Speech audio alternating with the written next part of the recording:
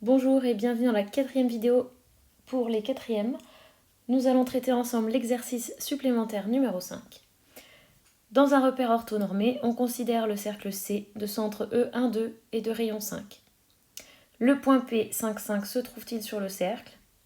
Soit M 13 demi 3, montrer que la droite PM est tangente à C en P. Je vous invite à mettre la vidéo sur pause, le temps de faire le dessin. Je l'ai fait sur GeoGebra car comme vous le savez sur l'iPad c'est pas trop pratique de faire des cercles. Et donc voilà le dessin comme correction. Mettez en pause avant de regarder la correction de la première question. Alors pour savoir si le point P se trouve sur le cercle, eh bien il faut calculer la longueur EP. Et si on trouve que elle est égale à 5, c'est-à-dire comme le rayon du cercle, alors le point P se trouvera sur le cercle. Donc on sait que on a besoin bien sûr de savoir que E est le centre du cercle. Alors maintenant on va calculer EP.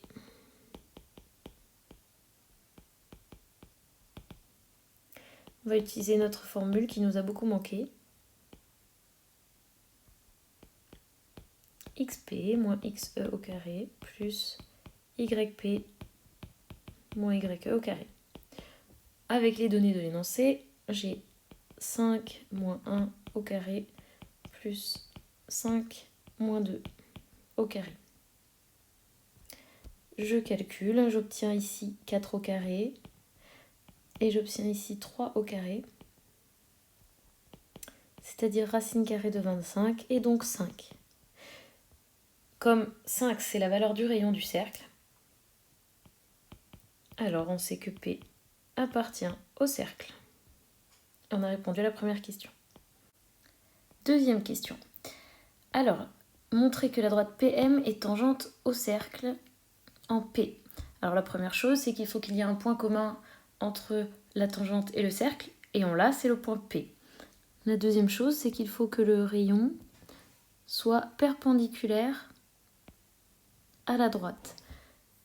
Comment montrer ceci? Eh bien, on va utiliser notre théorème favori, en tout cas sa réciproque, c'est la réciproque du théorème de Pythagore.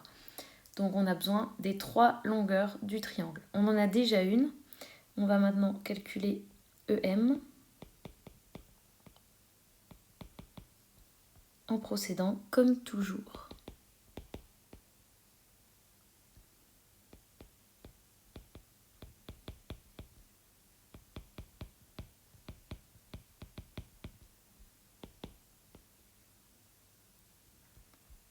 Alors l'abscisse de M c'est 13 demi, l'abscisse de E est 1, l'ordonnée de M est 3 et l'ordonnée de E est 2. En prenant un dénominateur commun, on obtient 11 demi au carré, et ici 1 au carré, ce qui fait 121 sur 4 plus 1. Et toujours avec un dénominateur commun, j'obtiens 125 sur 4, le tout sous la racine carrée. Et en simplifiant, donc je vais d'abord séparer les deux racines carrées. Et je vais avoir en bas un 2 et en haut racine carrée de 125. Ça fait racine carrée de 5 fois 25, c'est-à-dire 5 racines carrées de 5. Et tout divisé par 2 donc. Ensuite, je vais calculer la troisième longueur qui me manque, c'est-à-dire PM.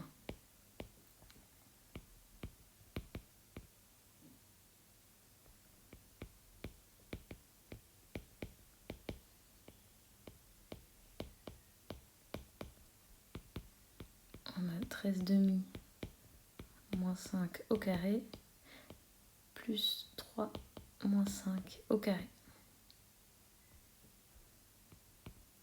Ce qui nous donne en prenant un dénominateur commun 3 demi au carré et ici moins 2 au carré.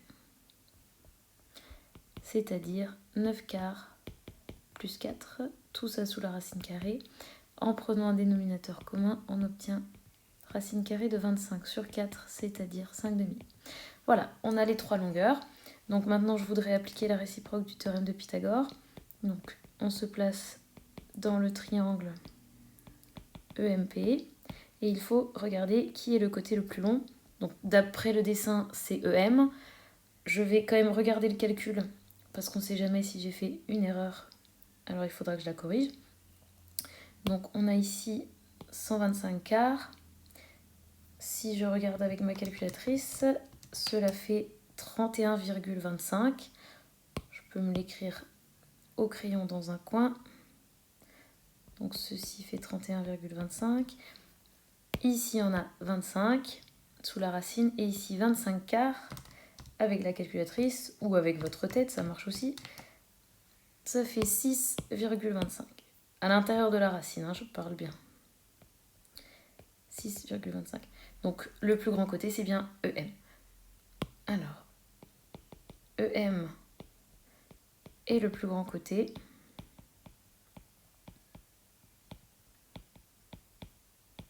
Et EM au carré, c'est donc racine carrée de 125 quarts, tout ça au carré, c'est-à-dire 125 sur 4.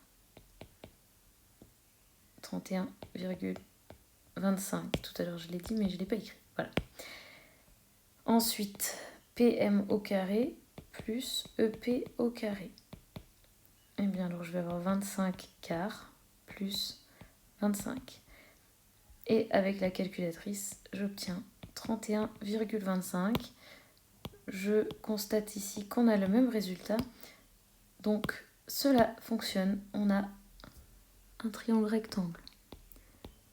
Comme EM au carré égale PM au carré plus EP au carré. Le triangle EMP est rectangle en P, puisque le plus long côté c'est EM, d'après la réciproque, d'après la réciproque du théorème de Pythagore.